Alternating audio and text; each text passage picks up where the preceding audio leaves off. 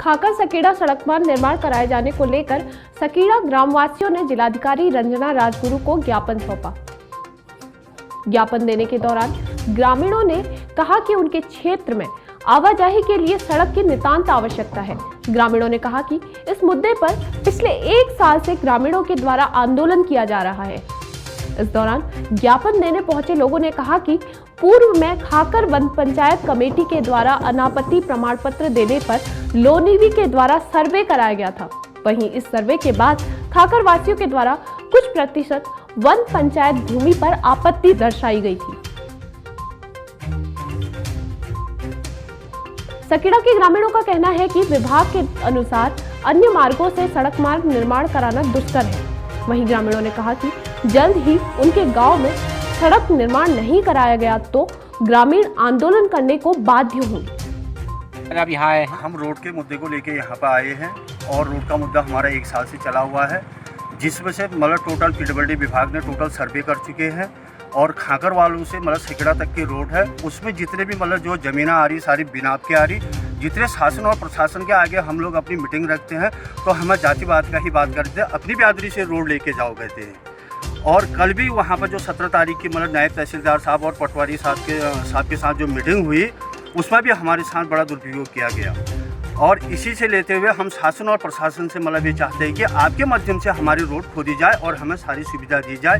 और हमारा टोटल जो गांव सकीड़ा का है वो टोटल 80 का गांव है। कहाँ से कहाँ तक रोड बननी, कितना किलोमीटर है? ये 2 किलोमीटर है खाकर से सकीड़ा तक। डीएम मैडम ने आज क्या आश्वासन दिया? उन्होंने हमें आश्वासन ये दिया है कि हम ये एसडीएम साहब के माध्यम से जो है यहाँ पर हम अपना कार्य चलाएंगे और रोड का खोदान शुरू करेंगे और ये हमको वो आश्वासन दे रखा है। उसके बाद 15 तारीख को हमने अपनी जो विज्ञप्ति उनको दे रखी है, हमने कहा कि अगर 15 तारीख के बाद अगर हमारी सुनाई नहीं 15 दिन के अंदर अगर हमारी सुनाई नहीं होती हम आंदोलन और अनशन में बैठेंगे।